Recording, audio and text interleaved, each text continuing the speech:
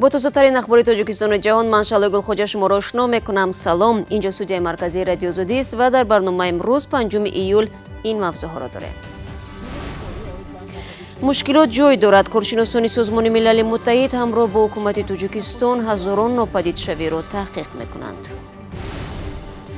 برتری به ماشین‌های کӯҳна حتی بعد منع واردات ماشین‌های استحصالی تا سال 2005 به تاجیکستان طلبات به این واسطه‌های نقلیات باقی مانده است. اوپل بسیارتر مقبول است برای که هم حساب ضبط‌چسب‌خری و حساب مثال رصدخودی که مثال باید می‌کند دسترس می‌باشد برای و فرانسه به پاکستان یادگاری‌های تاریخی ربوده شده را بازپس داد. این یادگاری‌ها مال عصر 3 پیش از میلاد بودند.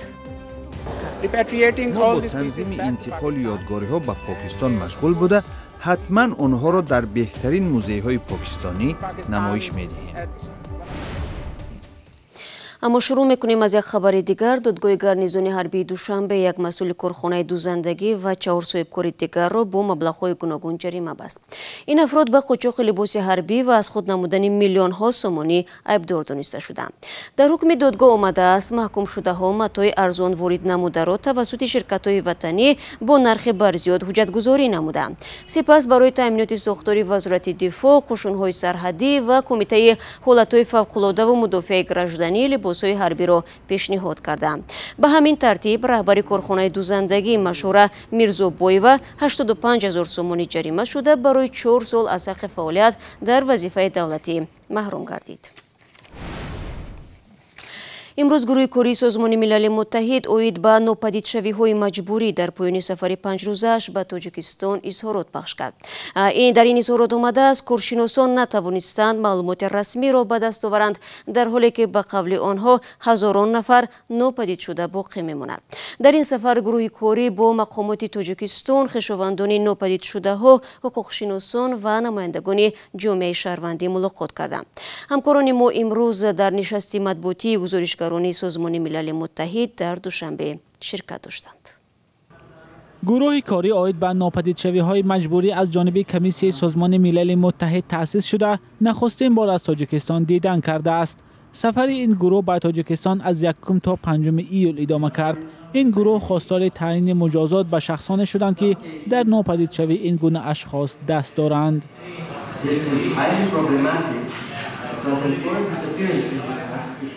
وضعیت باید ایجاد شود که پدیده ناپدیدشوی اجباری در مورد تفتیش و تحقیق مانند دیگر جنایت ها مانند کشتار، آدمربایی و محرومسازی خودسرانه از آزادی مطابق آنها در نظر گرفته شود. مطابق معلوماتی که ما گرفتیم و یک قطار جانب‌های منفعت‌دار که ما ملاقات کردیم، اینجا یک چند پرونده های وجود دارد که شهروندان تاجیکستان اساساً مخالفان سیاسی که در خارج قرار دارند و به طور زوری به تاجیکستان آورده شدند.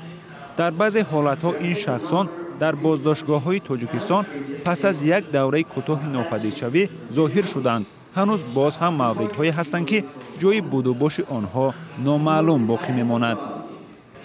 در آستانه سفر این گروه فعالان حقوق بشر گفتند که شروع از سال 2005 زمانی در مسکو ناپدید و در بازداشتگاه تاجیکستان پیدا شدن رهبر وقت حزب دموکرات محمد روزی اسکندروف از 9 تا 15 حادثه ناپدیدشوی غیر اختیاری شهروندان را ثبت کردند.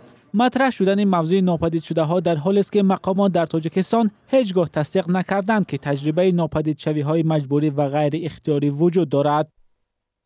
گروه کاری سازمان ملل متحد عاید به ناپدیدشوی های مجبوری میگوید با یک بازدید مختصر از زندان وحدت هم دیدن کرد که ماه می سال جاری در آن آشوب شده بود. مراجع یوسفی گزارش میداد. جایز به تاکید است که موضوع تحقیق گروه کاری سالهای جنگ شهروندی تاجیکستان را نیز در بر میگیرد. در این سالها به قول متخصصان سازمان ملل متحد چند قبر دست جمعی باز نشده وجود دارد. اعضای هیئت نمایندگان گروه کاری میگویند تاجیکستان را با بعضی امیدها و نگرانی‌های جدی ترک میکنند.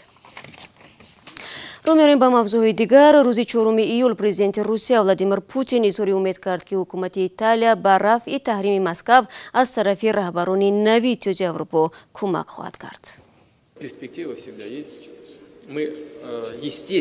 دورنما دائما وجود دارد. ما در چند ساحه کارشریکی طبیعی هستیم. ما از نقطه نظر جغرافی نزدیکیم. پایه تمدنمان یگانه است. از این رو در مسئله احیای روابط هیچ مانعی کس ناگذار نمی‌بینم. تکرار میکنم که این مسئله به کارشریکان اروپایی ما وابسته است.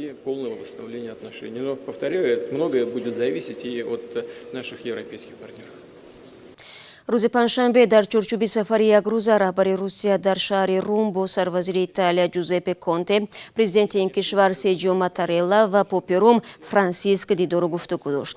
پوتین میگوید تحریم اتحادیه اروپا بر روسیه اذیت میرساند، ولی کشورهای اروپایی نیز از تحریم زیان مالی میبینند. بعضی رهبران حکومت راستگرای ایتالیا جانبداری برهم دادن تحریم اقتصادی روسیه میباشند. منع واردات ماشین‌های استحصالشان کهنه در تاجیکستان طلبات نسبت این گونه واسطه نقلیات را در کشور از بین نبرد. گذشته از این نرخ ماشین‌های کهنه بلندتر شده است. انتخاب اکثریت راننده‌های توجیک تا هنوز بر سر ماشین تمغه اوپل می‌افتد. این ماشین ساخت آلمان هرچند دستی دوم است، در مقایسه با ماشین‌های دیگر از محبوبیت برخوردار می‌باشد. زرنگیز نوروزشو و شادمانی تیم بازار ماشین‌ها را در دوشنبه آموختند. зафар кулобиев мошинашро ба истиқболи харидорон омода мекунад. ӯ ду мошини опели истеҳсоли то соли 2004-ро тоза вориди мошинбозор кард. бовар дорад дар нахустин рӯзи савдо харидори худро пайдо мекунанд. иншоллоҳ ҳам як рӯзи зиёд намекашад. ҳамин тайёр мекунем медрори ира тезтар мекунем. яъне талабот ҳаст бисёр. ҳо ин мошинае ки содатар ки ҳаст аям ҳисобаш. дар як соли ахир нархи мошинҳои кӯҳна ва истеҳсоли солҳои то 2005 30% гарон шудааст. ҳоло дар мошинбозори душанбе нархи опели истеҳсолаш то соли 2001-2002 ки то 30,000 сомонӣ арзиш дошт ба 40,000 сомонӣ расидааст. мерседесҳое ҳам ки қаблан бо арзиши 80,000 сомонӣ хариду фурӯш мешуданд, ҳоло беш аз 100,000 сомонӣ арзиш доранд. сабаби қимат буданаш дигар нестай аями ҳисоб аки ами кофта меорем запчастҳои нав зада меорем мефурӯшем. и 30,000 ай 97 сол ай аиё 50,000 ай. тоҷикистон моҳи феврали соли 2018 воридоти мошинҳои истеҳсолашон то соли 2005-ро манъ кард. сабаби ин иқдом ҳифзи муҳити зист гуфта шуд. баъд аз ин қарор ба гуфтаи тоҷирон нархи ин мошинҳо боло рафт. мошинҳои истеҳсоли олмон хусусан тамғаи опел дар тоҷикистон аз ҳама хушхарид ва мавриди писанди ронандагон аст. бархе аз тоҷирон мегӯянд ҳанӯз ҳам ин навъи мошинҳо дар шакли қисмҳои эҳтиётӣ вориди тоҷикистон мешаванд. با وجود آنکه واردات ماشین‌های استحصالشان تا سال 2005 به کشور منع است، ولی طوری مشاهده می شود در ماشین بازار بیش از نصف ماشین‌های فروشی را همین نوع ماشین‌ها تشکیل می‌دهند و طوری همینجا با ما گفتند بازار این نوع ماشین‌ها هم به فرق از ماشین‌های گرانبها و نو گرمتر است. با باور تاجران و رانندگان به فرق از ماشین‌های نو در شرایط تاجیکستان استفاده ماشین‌های کهنه قلای و کم خرج است. خریداران این نوع ماشین‌ها هم قشر میان حال اهالی هستند. این مثلا ماشین‌های اوپل کاروانایی که میباشد که این در همینجا بسیارتر دیده میشود. اکثریت مردم دهخان، مردمایی که صاحب کارن و زمین دارن، اصلا توجه آنها بهتر به همین نماد ماشین‌ها است. باز شخصانی هستند که دیگر ماشین‌ها رو ماشین‌های خیلی هستند که سرعت‌نوکیشون بلند است، کامفورتشون زیاد است. خیلی با اکثریت دیگر آدمایی که مبلغ زیادتی دارن با هم ماشین هم دارن. دوستداران ماشین‌های نو و زمانوی بیشتر به ماشین‌های استحصالی کوریا برتری می‌دادند. نرخ این ماشین‌ها در قیاس با ماشین‌های کهنه در یک سال اخیر به تغییر باقی مانده است. ارزش باج گمرکی هم برای ماشین‌های نو در یک سال اخیر پایین رفته است. 20 تا کیار 20 میگیرن. کیار нархаш арзонтара назар ба Toyotara. چقدر است нархаш 180,000 сомон. орзуи харидории мошинҳои наву замонавиро дар тоҷикистон албатта аксарият доранд, аммо бо таваҷҷӯҳ ба ҷайбу имконият мегӯянд ҳангоми харид ба мошинҳои камхарҷу кӯҳнатар бартарӣ медиҳанд. агар имкон дошта бошам барои ман опел бисёртар мақбул аст, барое ки ҳам ҳисоби запчастхарию ва ҳисоби мисол расходе ки мисол вай мекунад дастрас мебошад барои ман.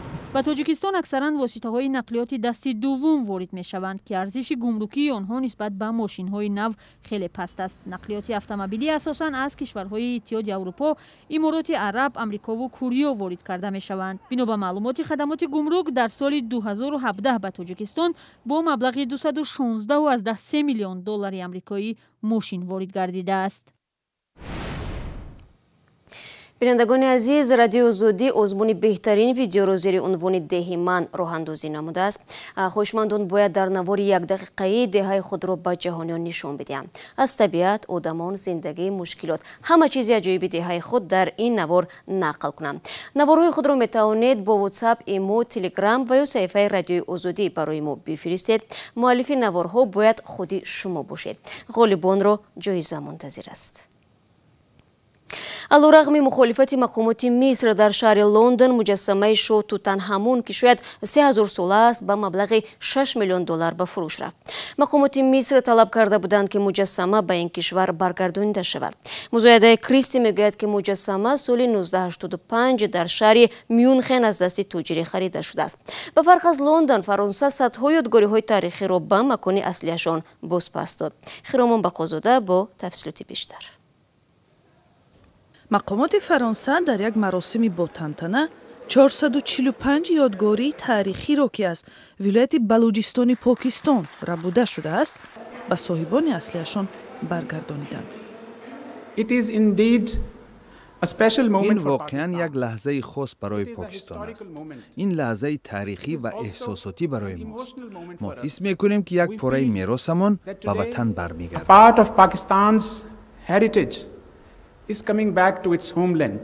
соли 2006 ходимони гумрук дар фурудгоҳи Париж чанд контейнери ёдгориҳои таърихиро ки ба яке аз галерея ё намоишгоҳҳо фиристода шуда буд, мусодира карданд. номи ин намоишгоҳ ошкор нашуд, вале гуфта мешавад ки ин муассиса ба пардохти ҷаримаи ҳангуфте маҷбур шуд. сипас ҳафриётшиносон ташхис намуданд ки нигораҳои асри биринҷӣ аз вилояти Балуҷистони Покистон ба Фаронса фиристода шуданд. нигораҳое ки ба Покистон баргардонида шуданд ба ёдгориҳои таърихии шабоҳат доранд ки дар асри 3 пеш аз милод истеҳсол шуданд ва онҳоро аз қабристони вилояти Балуҷистони Покистон ба яғмо бурдаанд. Балуҷистон бахше аз тамаддуни канори руди Ҳинд будааст ки аз асри биринҷӣ, яъне тахминан 3 то 5000 сол пеш вуҷуд дошт. қабристонҳои он давра ҳадафи қочоқчиёни ёдгориҳои таърихӣ шудааст. бузургтарин мушкил барои мероси ин минтақа аст. ин амалро на танҳо қочоқчиён, балки бозор низ ташвиқ мекунад. дар Балуҷистон ин нави дуздӣ зиёд ба чашм мехӯрад. мутаассифона тамоми иттилои антропологиву биологӣ дар бораи мардуми инҷо ва тарзи дафни мардум имрӯз беном нишон шудааст. солҳои ахир Фаронса ёдгориҳои таърихиву фарҳангиро ба чандин кишвар аз ҷумла Миср, Перу ва Бенин баргардонид. ёдгориҳои таърихие ки ба Покистон баргардонида шуданд, ба зудӣ дар намоишгоҳҳои ин кишвар зуҳур хоҳанд кард. мо бо танзими интиқоли ёдгориҳо ба Покистон машғул буда, ҳатман онҳоро дар беҳтарин музейҳои покистонӣ намоиш медиҳем. тахмин меравад ки дар бозори сиёҳ арзиши ин нигораҳо ба 157 000 доллар баробар аст, вале эҳтимол барои худи Покистон ин ҳама мавод бебаҳо будааст. расонаҳои бритониёӣ менависанд Ойсултон Назарбоев, набераи Нурсултон Назарбоев, президенти пешини Қазоқистон, дирӯз дар додгоҳ газидани полисро рад кардааст. ба навиштаи расонаҳо, Ойсултон Назарбоев талош дошт худкушӣ кунад ва полисиро газид, ки мехост ӯро наҷот бидиҳад. Назарбоев дар ҳамла ба Роса Сембрук айбдор мешавад.